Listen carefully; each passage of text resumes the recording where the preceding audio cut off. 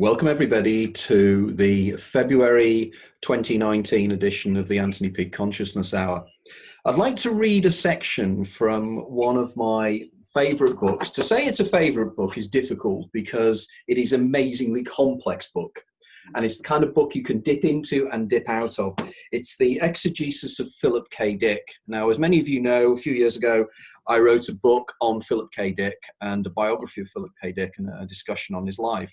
But when I was doing the reading here, I came across a fascinating section which reads, and I'll read it to you. Bill Sarill points out that my description of the magnetic imposing absolute sameness everywhere is a description of entropy, of thermal death of the universe. Conversely, the flashpoint, critical mass explosion of the brain, will be the hoped-for negantropic Big Bang start of a fresh cycle of the universe, which, if not achieved, means eventual end of the universe through insufficient mass or matter. Ever since reading that, and ever since reading particularly a lot of the writings of Philip K. Dick, I've been very, very keen to talk to Bill Sarill, because Bill's interest in the theoretical background to religions, Gnosticism, and everything else is very similar to my own. So I think very much Bill Sarill's interpretations of many of Philip K. Dick's experiences very much mirror my own. Now, so I'll tell you a little bit about Bill Sarill. William Sarill has been a theoretical physicist, an art conservator, a film and music critic, and a film and music critic for papers. What a start for a mixture of things to be involved in. In Boston and San Francisco, he was a biochemist specializing in molecular nutrition and anti-aging research, and also an energy healer with an international clientele. William has also taught classes in science and spirituality in Boston, New York, and Washington, D.C., as well as leading workshops in neural retraining techniques he developed for emotional healing. He first met Philip K. Dick in 1968 and subsequently lived with him for a month, during which time Dick was writing his Gnostic science fiction mystery novel, A Maze of Death. In the author's foreword, William shared credit with Bishop James A. Pike for having inspired the theological basis of the novel. He and Phil Dick remained friends until Dick's death in 1982. Welcome to the show, Bill. It is an honor indeed. Just absolutely wonderful to have you involved. So much. The honor is also mine. Okay. Right. By the way, my name is pronounced Sarill. Sarill, thank you. Thank you, Sarill. Of course it does. It actually is the way it's actually written is the way it should be pronounced, Sarill. Thank you for that. Okay, now one of the things I've always been interested in wanting to ask you is, how on earth did you ever meet Philip K. Dick? What was the set of circumstances where you met him and ended up spending that crucial period of time with him way back in 1968? Yeah, well, of course, I've been an ardent reader of science fiction throughout starting in the 50s. In fact, I remember reading his novel, Eye in the Sky, not that long after it was published in the 50s. But it was in the 60s that I really began to get into his writing and discovered that he was writing science fiction in a way that no one else had before. I liked the mainstream quality of what he was writing. The interactions with people seemed real. His ideas were so wildly imaginative that I deeply appreciated them. So, in fact, they were so meaningful to me. I had been talking with the late Terry Carr, who was a science fiction editor, quite prominent one until his unfortunate death some decades ago. And I'd known Terry for a while, and I mentioned my fondness for Philip K. Dick to him, and he suggested that I could very easily write Phil Dick because he was totally approachable. He was just like another science fiction fan. He wasn't on a high and mighty throne. And so I wrote him, we corresponded. I told him how much I appreciated his work and his concept, particularly that of what he called caritas, which is the Latin version of agape. He interpreted it to mean caring, not charity, the esteem that good people hold for one another, or empathy. And I related deeply to that. Later, when I was at the Summer Institute in Theoretical Physics in Boulder, Colorado, that summer of 1968, I decided I was going to go somewhere afterwards. Had to make a decision whether to go to Chicago to protest against the war at the Democratic National Convention, or to head out to California and attend the World Science Fiction Convention around Labor Day of that year. Well, I made the right choice. Otherwise, I probably would have got my head broken in Chicago. Instead, I got to meet and stay with Philip K. Dick. We met at the convention, immediately hit it off, and he invited me to stay with him, and that's how we first met. So I stayed with him for a month as his house guest, with him and his wife Nancy and baby Isa, who was still, no, she was around 6 months old at that point. And we had long discussions about his work, but also about all these wonderful subjects: theology, philosophy, physics, and with one such discussion leading to Maze of Death. Wow. So actually, when you met him, I mean, what was he like as a person? I know that he was very obviously such an audio dodo. What is he like as a person? You know, brilliant. It was a total delight to talk to him, and at the same time, he was also rather somewhat introverted. I mean, he could be wildly expansive and extroverted at times, depending on his mood. But he was a night owl. You know, we'd have our discussions, and then he'd go to bed at 1 a.m. He'd stay up for hours later writing. But he was somewhat crippled even then by his moods, his anxieties. I invited him to go with me to a Cinerama Dome Theater to see 2001, which had come out that year, I believe. Yes, I remember reviewing it.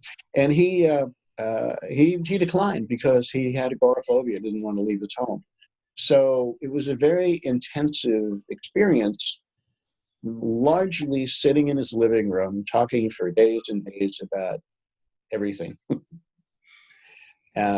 He was a delightful conversationalist, and could be very funny, but also he could be quite moody. We talked about existential psychoanalysis. We didn't get to actually talk about Gnosticism per se. I mean, I appreciated his deep understanding of Greek philosophy, Platonism, and Neoplatonism, but we didn't really go beyond that. My experience with Gnosticism started after I'd read some of his writings and delved more deeply into it, especially. interesting, intriguing. So very, very much it was Phil's own interests, because you can, in his novels and his own personal writings, you can see how he was moving towards a very Gnostical worldview. And definitely, yes, I can see that now. And Maze of Death in fact has got some genuine Gnostic elements in it, and in particular, it's actually one of his novels that is most reminiscent of this TV series Russian Doll, because of the nesting of realities, one within the other. I don't want to say too much about the plot of Maze of Death in case anyone hasn't read it yet. I don't want to give away any spoilers, but it's definitely in tune with the notions expressed in that TV show, and I gather with some of you feel somewhat similarly about your own work in relationship to that.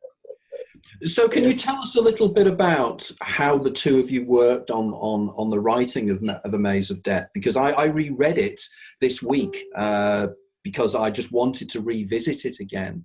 And it's a novel that it works on so many different levels. It's so deep and it sucks you in. You know, there's these levels of reality. As you say, it's like Russian Doll. There's these levels of reality that people dip in. So how did the two of you work on it, and how did all that come about? Well, it would be unfair for me to say that I worked on it with him, because I didn't participate in any of the writing. He wrote it himself, and I suspect he had already a lot of it worked out. He could be a very fast writer, especially when he had to feed his family, and money was always a problem in those days. But I believe he submitted the manuscript in December. It was a night in October of 1968 that we had a discussion that led to certainly led to the incorporation of certain ideas in Maze of Death that he gave me some credit for. what happened, and this is mentioned also in Sutin's book, Divine Invasions, where in a fit of, an uncharacteristic fit of modesty, I basically said that Phil did all the talking and I just listened. It wasn't quite that. It was a dialogue, but he had the ideas. We decided to investigate, and we were just having a conversation. It was not like, let's create a new religion. It was more the kind of thing that college students might do in a late night, what Eric Davis called a late night buddy rant, cannabis fueled, except we weren't smoking any pot because we were just getting high on each other's ideas. It was just a whole lot of fun. And we were talking about how we could base a religion just on some essential concepts of ontology and teleology.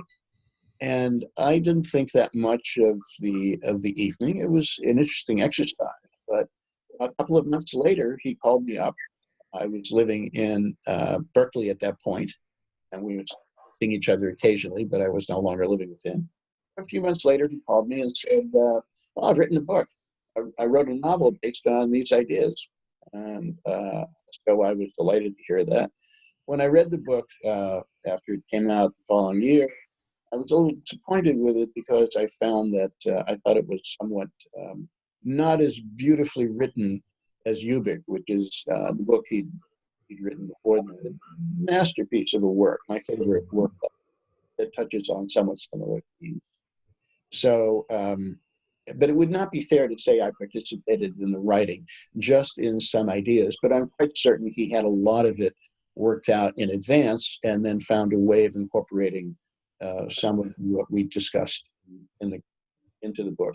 I gave a talk in more detail about what happened and about Mays at the Philip K. Dick Festival, Fort Morgan, a couple of years ago, and one of these days I'm going to write up that paper. I post all my Philip K. Dick papers on academia.edu, so anyone can access what I've written so far, and I'll be posting more. Oh, that's excellent. So the papers are there that people can actually read, which is great in itself. Right. Can you tell me a little bit? I know that one of the things that fascinate both of us is the experience that Phil had a few years later in Right. 1974. And of course, as we just mentioned off camera, it's 45 years ago, almost to the day, that Phil first had his pink beam experience. Yeah, quite synchronistic that we're having this conversation at this time. It's almost to the day that he did have that remarkable spiritual emergence.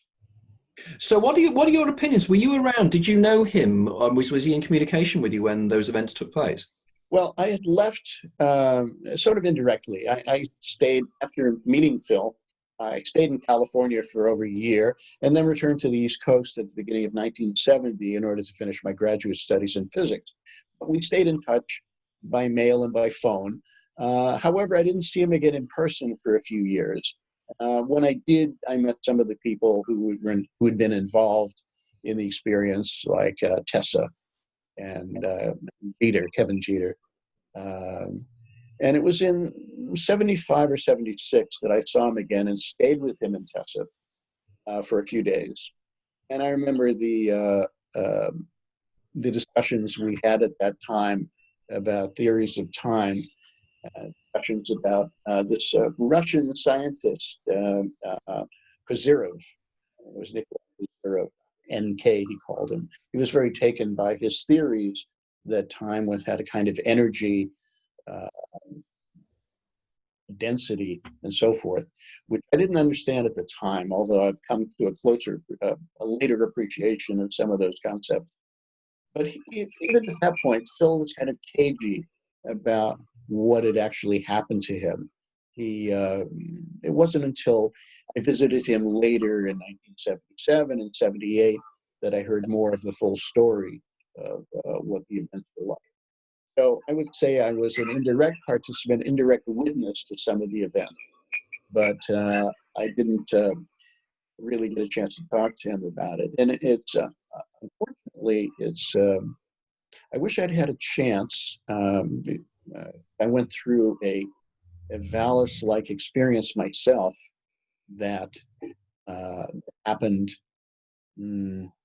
probably shortly after his death. I wish I'd had a chance to discuss, to compare notes with him, because I would have been able to, it would have illuminated what was going on for both of us, I think.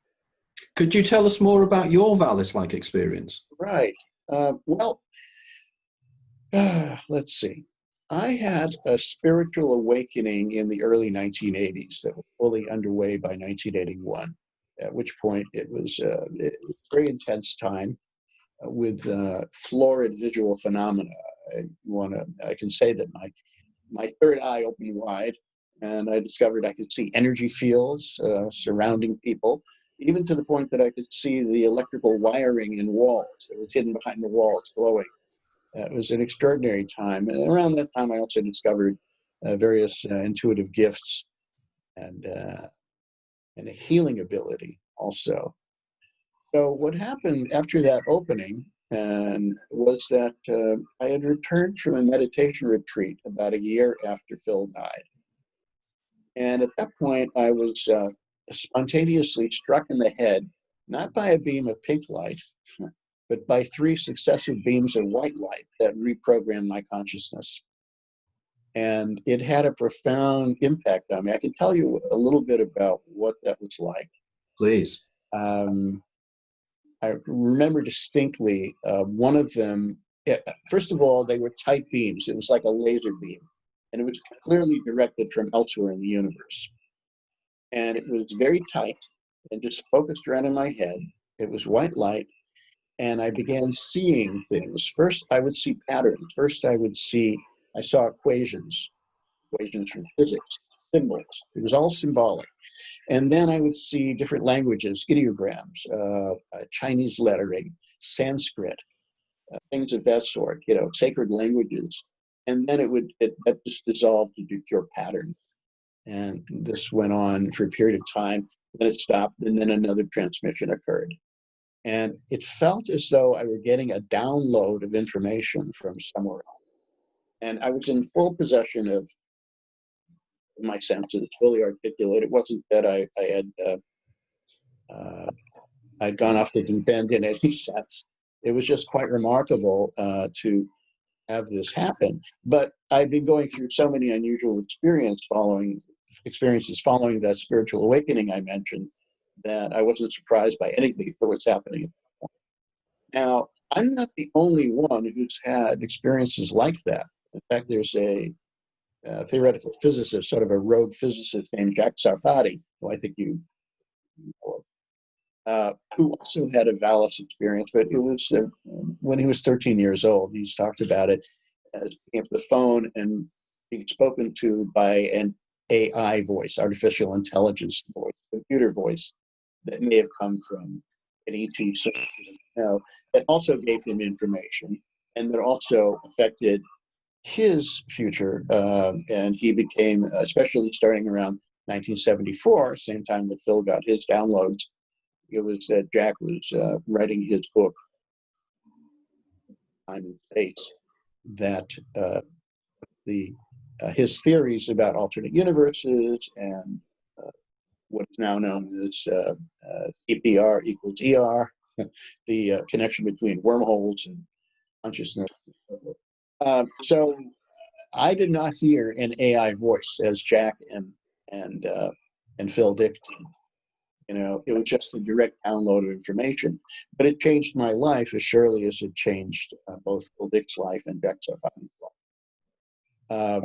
So as a result, the way it changed my life was that around that time, I had another publication on physics appearing in Nature, the British journal at that time, which led me back to science. I'd been as I mentioned, a conservator, restorer and preserver of works of art on paper, actually of anything on paper. I just delivered a talk at the 10th Annual Convention of the American Institute for Conservation of Historic and Artistic Works in Milwaukee in the months after Phil had died.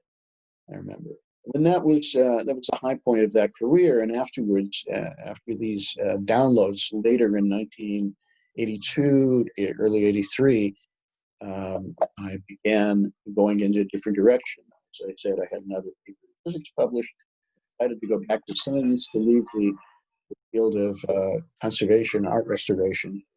And this time I focused on the life sciences and biochemistry, which ultimately led me to become the chairman of a corporation that developed novel products for treating disease. I have one patent and a slew of unpublished data, but that's a whole other story I need not get into right now, except that it was informed not just by hard science, but also by the intuition of myself and my partner at that time, an intuitive biochemist.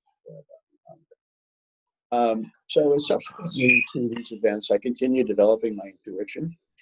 And in 1984, I started teaching classes in science and spirituality. None of this would have been possible without my own Valis download. 1986, I started teaching 2 classes at Interface in Boston. One of them was the Mathematics of Consciousness, which discussed topology, chaos theory, and complexity theory. And the second one was from physics to esoteric. And that last class, the last class that I gave in the series on physics and esoterics, relating the spiritual notions to physics, the last class was about science fiction as the new sacred literature, where I discussed Phil Dick and read from a manuscript he'd given me. And that manuscript was the original text of his Met speech in 1977 that presaged the Matrix. That's the famous talk, which I gave a copy of it to Paul Williams, who was an old friend of mine. I'd known him since we were teenagers in Boston.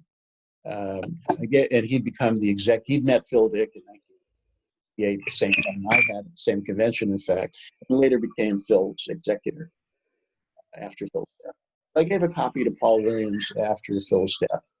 And it was eventually published, I think, by Doubleday in a collection of essays.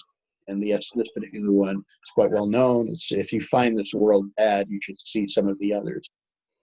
So that text was to have a huge influence on my own thinking, and led to the work that I've been doing more recently in my studies about consciousness. But it really started after Phil's death, even before that manuscript was published. I had a copy of it, referred to it, as I said. It had a big influence on my thinking. That's where the first notions of orthogonal time, which Phil had mentioned before, started making sense to me. And I was quite surprised to find out what my contribution had.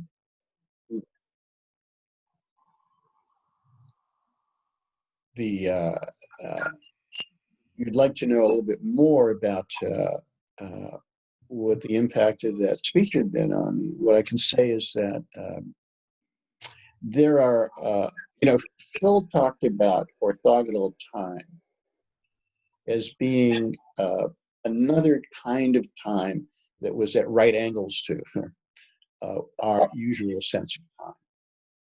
And he discusses this in his exegesis, but it's also mentioned in the Met speech that I would.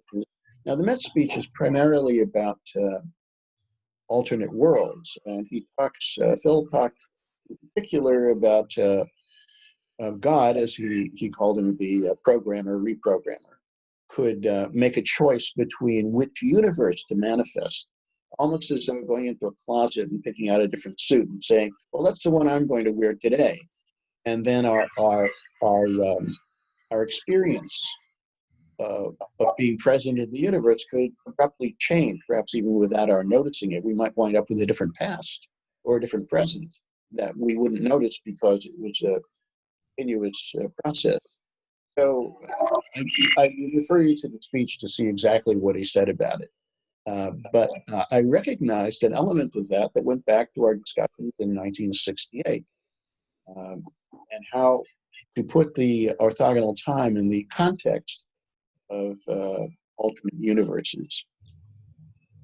So let me see if I can give you a condensed version of this, which without being uh, too too elaborate. If I were able to show diagrams, when work, I'll try to explain it in a way that is relatively easy to visualize.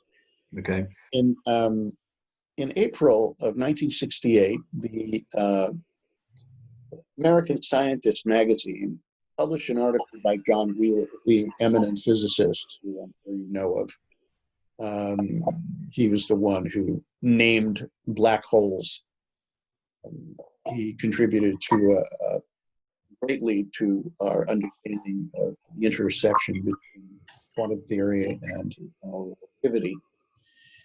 And he wrote an article that was called "Our Universe: The Known and Unknown," and in it he described what he called superspace. Now, there's a way of joining up quantum theory with general relativity. They don't naturally fit together. You can get sort of a semi-classical, that's half quantum, half classical physics. And general relativity, in a sense, is classical. It's an extension that goes beyond Newton, but it still doesn't involve quantum effects. And it's rather difficult to make that merger happen. People today are still working at it through string theory, and nothing very interesting suggestions that something coming together, nothing definitive yet. But one thing we can do, and this is what Wheeler did with Bryce DeWitt, is create the Wheeler-DeWitt equation, which is a version of the famous Schrödinger equation, except it describes the entire universe. So the Schrödinger equation is a wave equation that describes or defines the wave function, a probability wave function.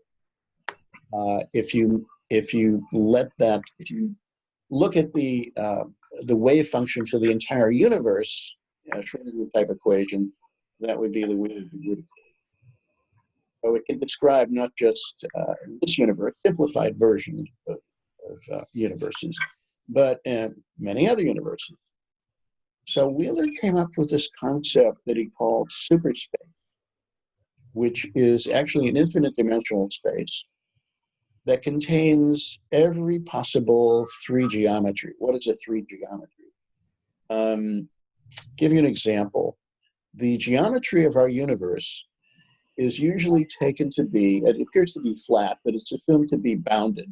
So it's usually taken to be a hypersphere, which would be S3 in mathematical.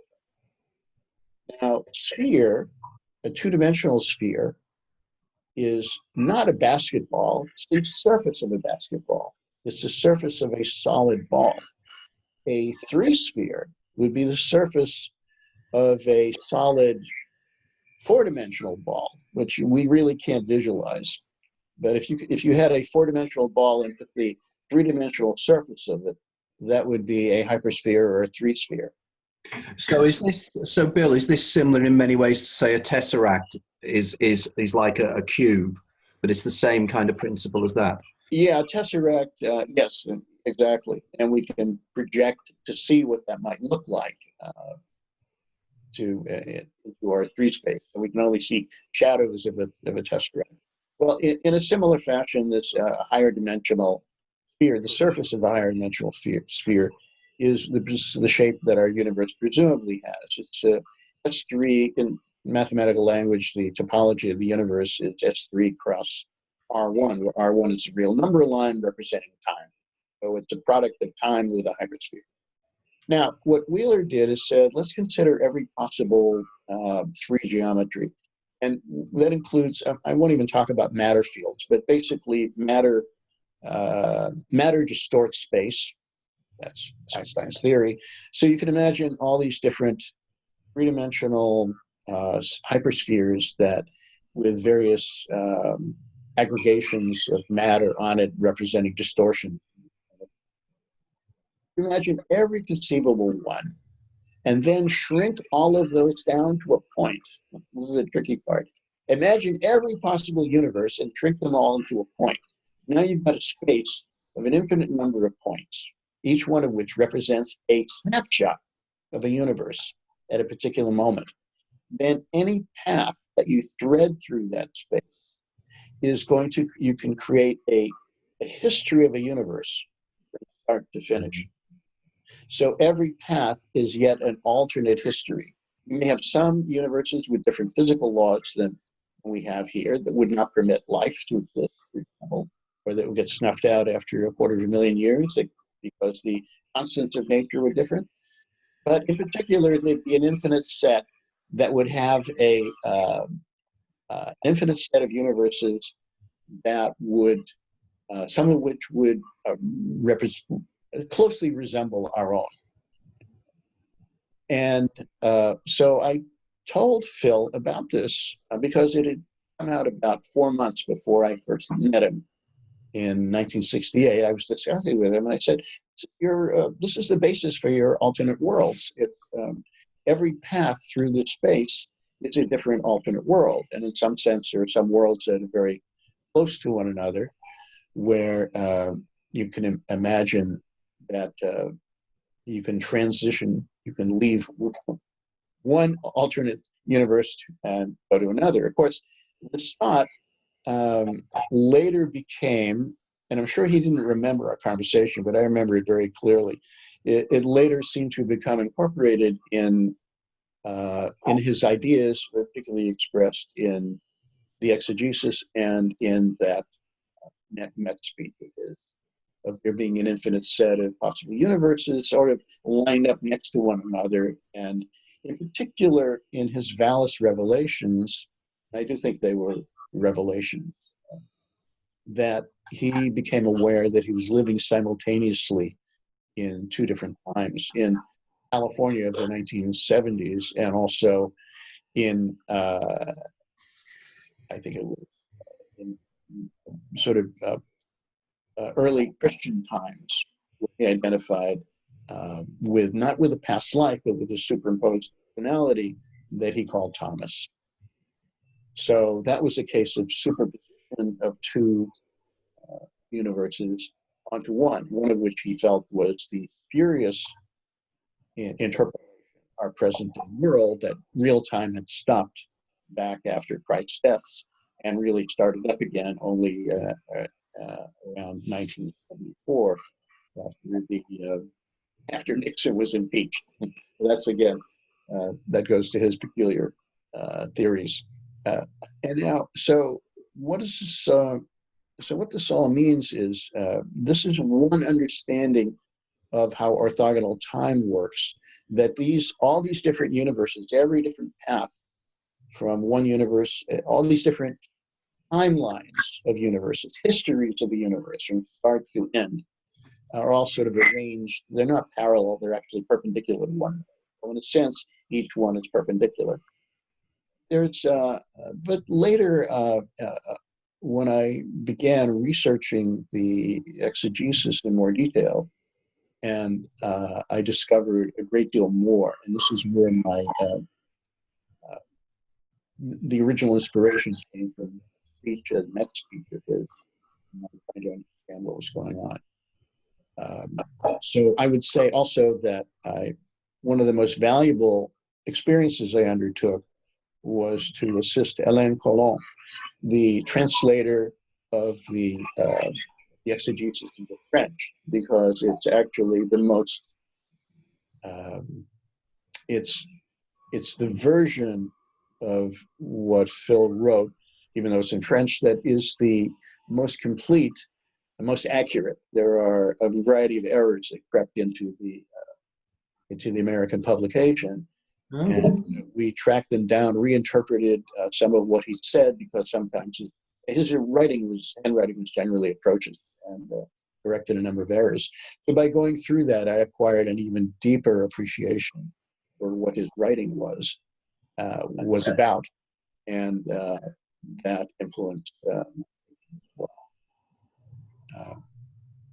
Yeah. And then, go ahead. I'm sorry. I was going to say that absolutely fascinating, because what you're saying there is very much put into focus in my own mind exactly what Phil was talking about by the overlapping times. that he talks about in terms of the way in his relationship with Thomas Yes. and everything else.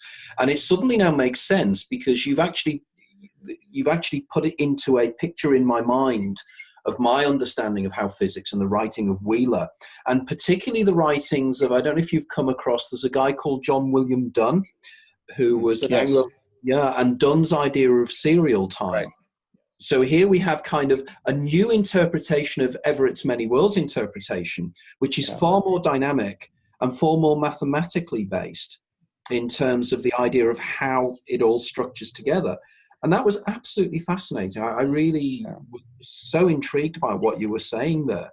So in terms of Phil's Met speech then, how do you now interpret that? Because now you have the greater knowledge of what Phil was really writing about in exegesis. And I'm delighted you've shared with us that some of the elements of the original exegesis, the American version, may have been slightly wrong just because of his handwriting. As I'd heard that before, that they had issues with that. But just to go on a little bit more about the Met speech, well, and your interpretation of this. You have your own idea of orthogonal time as well, don't you? Which progresses it. Right. Well, it's really quite interesting, especially because there's a slightly different picture that appears in the Met speech from what appears in the exegesis. So he really had two separate thoughts about orthogonal time. And it took me a while to realize that, because I was trying to see how the picture that I just told you about, which seemed to be inspired by what I had told him about superspace and in the alternate universes, how does that relate to what he would see as how God, or the Deus absconditus, the hidden God, would intervene in our world? How does that relate? And that's where a separate understanding of orthogonal time comes from. And I think they're both latent, they're both inherent in his work. So in particular, I began to realize, I'm a physicist, I've done research in quantum field theory. So when I first began thinking about orthogonal time, in addition to recognizing that relationship I was also thinking that there's a very close relationship between what he was talking about and what's known as imaginary time in physics. Now, this is, I'll try to see if I can give you a grasp of this briefly. It's a complex subject, but basically, you know that relativity theory takes place in the natural home for special relativity takes place in Minkowski space, which is what we call a pseudo-Euclidean space. Euclidean space, we're all familiar with. You've got a plane, you can calculate the distance between 2 points by drawing a Pythagorean triangle, and with the 2 points located at the two corners of the triangle, and you draw a line between them. You drop lines to the x and y axes. You've got the sides of the triangle. Then you calculate the hypotenuse. A squared plus b squared equals c squared. Square root of c squared. You get the length of, you get the distance between the 2 points on a graph. And you can do the same in free space. You can the distance between 2 points located anywhere in a cubical volume is the distance is x squared plus y squared plus z squared, distance with those coordinates. What happens when we get to Minkowski space and you have to take time into it, or c, speed of light times time, which has dimensions of space, then you wind up with a minus sign. That's called the signature of space. The signature of Minkowski space is minus plus plus plus. If it were plus plus plus plus, 4 pluses, that would be 4-dimensional Euclidean space, or R4. But this is what's called a Lorentzian metric, or a Minkowski space minus plus plus plus. So you have to subtract minus c squared squared. Without going into too much more detail, I will say simply that when Minkowski first developed his ideas, and Einstein followed him initially, in order to make the distance between 2 points look Euclidean, they wrote, instead of c times t, speed of light times time, we wrote ICT, where I is the square root of -1. That way, when you squared it, it would come out minus c squared t squared. That was part of the time element in the when calculating distance. Now, of course, this was thought to be just a convenience, mathematical convenience, without any further significance. But over time, some people, notably the Italian physicist Giancarlo Wick, came to understand that it would be very useful to do a transformation into imaginary time in order to solve certain problems in physics, and generally then rotate back to real time. So I've been thinking about that for a number of reasons, partly because what is imaginary time? How can we consider that? One way of understanding that is to consider what's called quantum tunneling. Now, you've heard about quantum tunneling before.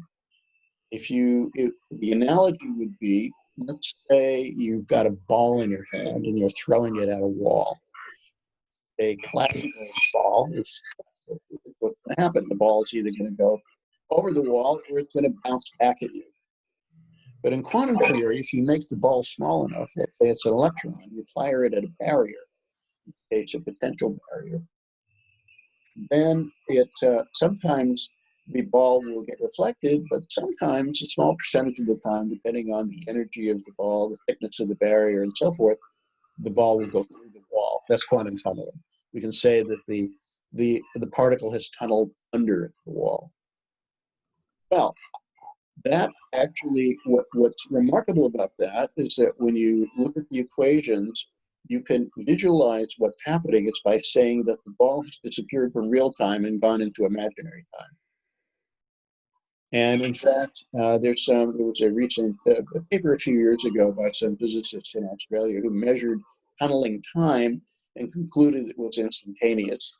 In other words, the time for a particle to, in our real time, the time for a particle to enter, to penetrate a barrier on its side was essentially instantaneous, which he said made sense because you can't understand imaginary time in terms of real time. It's a whole other time, and it's orthogonal to real time. Let me explain what I mean by that, which is well known in mathematics.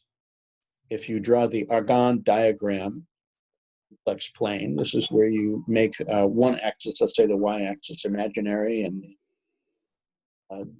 the x-axis, the real axis. You can draw complex numbers there. And every time you multiply by the square root of -1, it's equivalent to a rotation of 90 degrees in the complex plane. That's where the Wick rotation comes from. You're rotating through 90 degrees from real time to imaginary time. So that real time, so therefore real time and imaginary time are literally orthogonal to one another. And this is very important in some of the work that Stephen Hawking has done, because of his, what Hawking worked on with James Hartle, the Hawking-Hartle no boundary proposal for the origin of the universe, where the origin of the universe is supposed to have begun in imaginary time and is a closed boundary in imaginary time, which means that our universe emerged out of imaginary time. Real time happened then, and no one knows exactly how that transition occurred from real time to imaginary time, which is why the theory is somewhat philosophically suspect. But I like it because it would imply the universe never had a beginning. It just always was. So what did it come from then? It came from imaginary time. What's imaginary time? Well, it wouldn't have any qualities like time that we know. There'd be no causality in it, because it would be like space. It'd be like another dimension of space, perpendicular to our own. And events would be disconnected, could be disconnected causally. It would be, in other words, a version of eternity. So if we say our universe, and even though it's quite interesting, Hawking was an avowed atheist, had no use for or God whatsoever. But if you want to say that God created the universe in imaginary time, I think Phil Dick would have been quite happy with that. And I cannot think of two people more diametrically opposed in their viewpoints, and yet there is something here. Well, wasn't it towards the end of his life? I mean, I mean, a lot of the work that Hawking did with Hartle was fascinating. Anyway, you know, it was the top-down hypothesis that he was coming on, which I think touches upon this.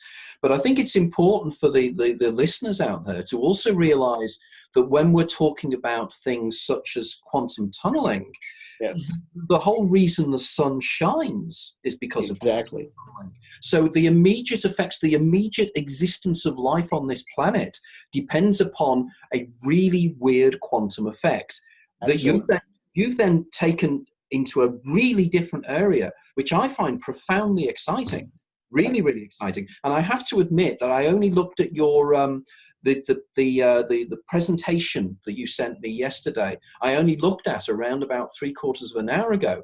And now that you're talking about wick rotations and things, this is just ringing bells in me with incredible excitement, because this solves a lot of the areas of issues I've had with the idea of the many worlds interpretation, Yes. and the idea of how virtual objects and virtual particles come in and out of the quantum foam, because suddenly we've got a model for this, which is incredible. I mean, what are you doing? What are you doing with this? You presented it a few times, have you? And what's the response been? It's generally I got a good response, especially at Fullerton, but it's not. It's I need to work this up into a full paper, which I'm thinking about submitting to a journal called Theology and Science, because I think his notions of quantum theology could, what I'm calling quantum theology, I think could be quite influential in that field. And in particular, I mean, you're absolutely right about the importance of quantum tunneling, because it really runs so many processes of life, including, you know, the fusion in the sun. Without it, we would not be alive. That's our energy source. But it also occurs in quantum biology in the way that the synthesis works. I was going to say photosynthesis. Yeah, of course. Right. And it's thought that it plays a big role in consciousness as well. Now, there are a number of theories that go back to Evan Walker and Sir John Eccles, and more recently,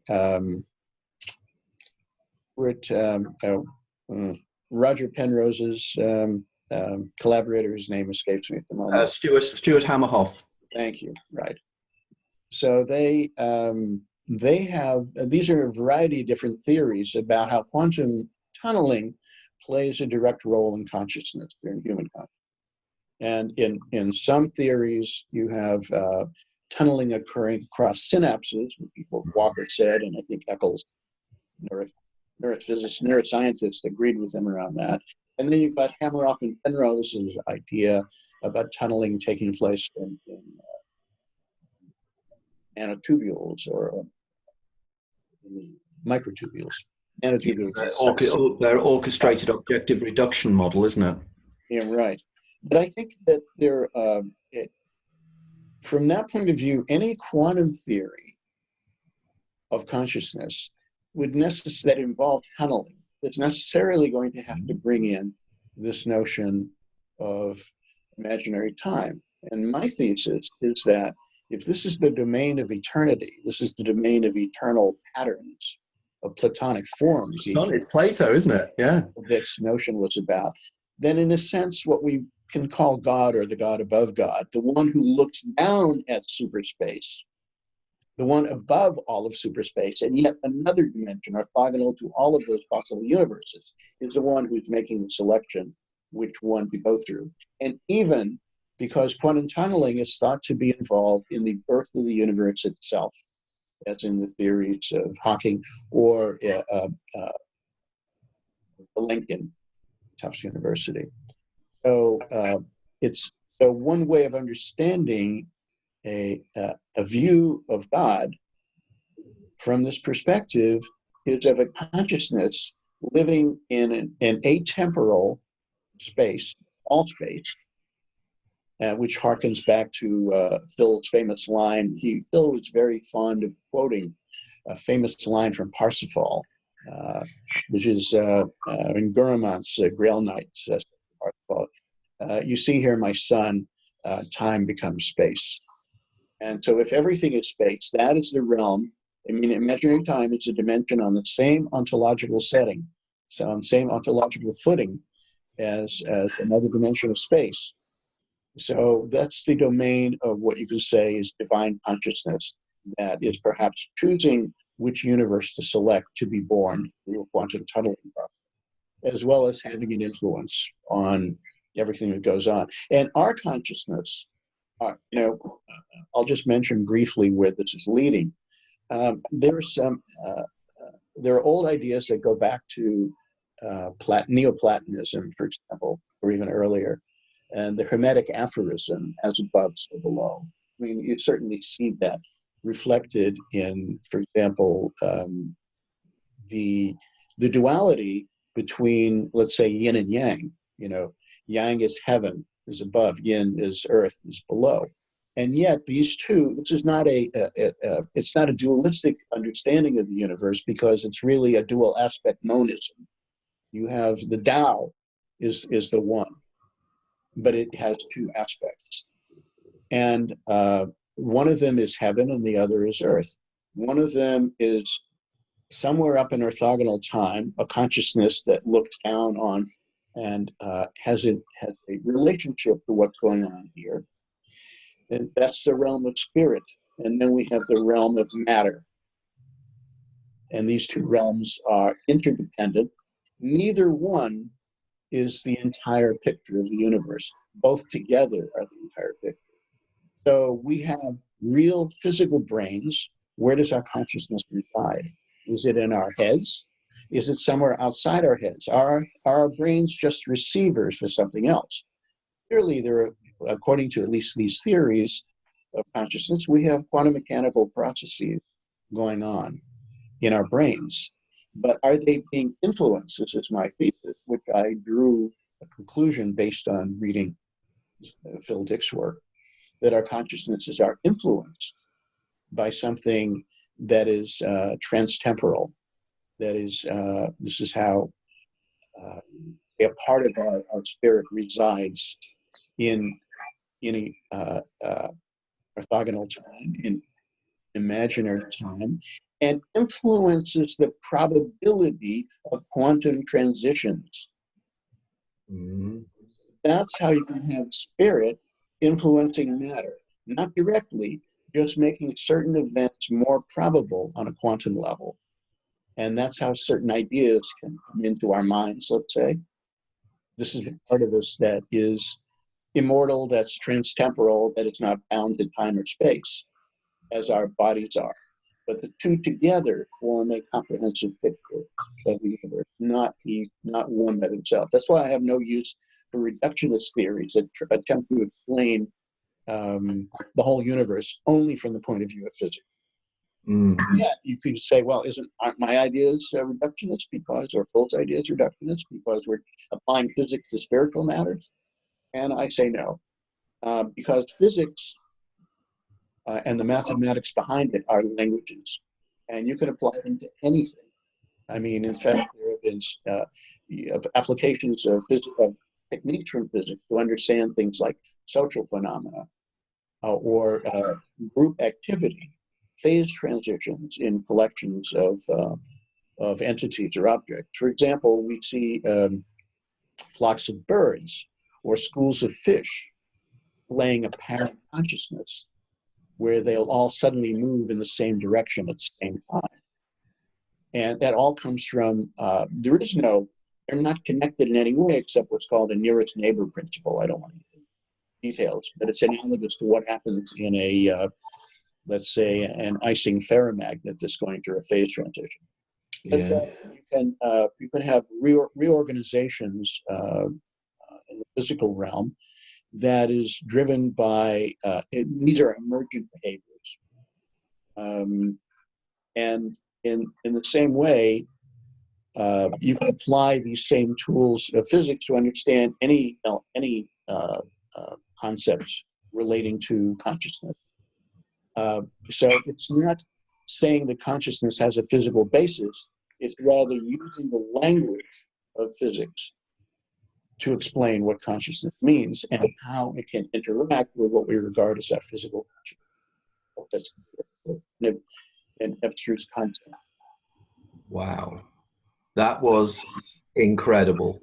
Bill, that was simply incredible. That's you've got so many ideas spinning out in my mind. I'm now extrapolating out from this to the theories of David Bohm, to the implicate and explicit orders. But what you're doing here is bringing it all together. You know, the idea it is non-dualistic. It is very much a monism. You know, and I know that various writers that you mentioned earlier on, as Ewan Wallace and people like that, you know, as I recall, he was a Buddhist monk, so he's coming from that viewpoint as well. Right. So your work is of profound importance, and I'm going to be digging into this a great deal more, because my next book is going to be on entities, alien entities that we encounter, that people encounter in DMT, that people encounter in out-of-body experiences, these kind of things. And this is really filling in to where I'm going. So I'm keen to talk to you more about this on a personal basis. But for now, we've got about 2 or 3 minutes left. And I think this has been absolutely fascinating. And my apologies to anybody who will be watching this in the future, but I found that so enthralling and so interesting. And what I would suggest is that maybe Bill and I will try and work on some way in getting his presentation up somehow, maybe on my Facebook wall, or somebody through the help of Dear or somebody else. But we need to show in graphical form what Bill was talking about there, because it's very powerful. But very much to finish off, in terms of our discussions on Philip K. How do you think that the future will see Philip K. Dick as time goes forward now? What do you think his legacy will be? That's a really interesting question, and it's one that I addressed in a conversation with the late Paul Williams when I met him about 6 months after Phil had died. You remember, Paul was the executor of his estate, and an old friend of his at the same time. And we had dinner together. Paul was preparing dinner, and we were having a bit of a discussion about that very subject. And Paul said, "I think history will remember him as a great science fiction writer." I said, "I think history is going to remember him as a great spiritual teacher." And I say that because he'd illuminated a whole generation of people, including myself, with some of his earliest works. I gotten, my first introduction to both Jung and to the I Ching came through Man in the High Castle and similar works. So enormously influential, and I have to think a lot of other people growing up in the 60s, as I did, were likewise influenced. But as I was talking to Phil, talking to Paul about this, we happened to notice something, and Paul said, "Look," and we looked at the end of the broccoli that he was preparing for dinner, and it had the name of the company on it. This is the name of the company, if you can see that, okay? See what that says? Yeah. I don't know if you can read that. Can you read that? I can't, because you've frozen on my screen, so I can't. So I'll take your word for it. It says Silva, S-I-L-V-A. And if you look at it upside down, it looks like Valis. I thought there's a wonderful bit of synchronicity. I'll email you to the copy of it. But yes, it's a wonderful bit of synchronicity right when we're talking about the significance of Phil for future generations, that Valis steps in and says, "Don't forget this." Oh wow, that is so frustrating. I can't see it. I don't know if I've frozen on your screen. Yes, you have. You have. So yeah, we've been frozen out. The Archons clearly don't like what we're discussing. Exactly. Dear and I have the Archon attacks quite regularly, but effectively the God behind God is probably protecting us in some way, because this will get out there somehow. Right, Bill, that was simply wonderful. Absolutely wonderful. I really, really enjoyed it. It was even greater than I'd anticipated. Absolutely fascinating discussion. deeply spiritual, deeply scientific, deeply enlightening as well. And I thank you for spending an hour with us here discussing this. And again, it is very important, I think, that we pursue this together as well, because there's great areas of overlap and synergy in the areas of interest we have. And indeed, you could help me in many ways in some of the mathematical concepts I'm struggling with in my own search through quantum physics. So that's one of the things that you might be able to help me with. Right, okay, well, thank you very much. And thanks again to everybody listening in to us. Next guest will be Jim Elvidge, who has been a previous guest on this show. And Jim has got a new book out on the idea of reality being a simulation, which is an area, as you know, that fascinates me totally.